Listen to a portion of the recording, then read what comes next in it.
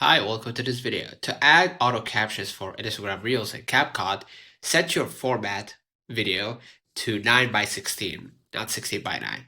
So you can adjust that by just heading over here to the aspect ratio and choose the TikTok version here, right? The 9 by 16. And then hit the check mark here, right?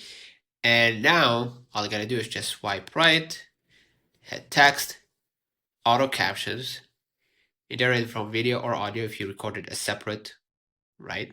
Or if you record it with a mic or something like that, then you can just go ahead and choose the voiceover, right? And your spoken language, say English for the sake of this video.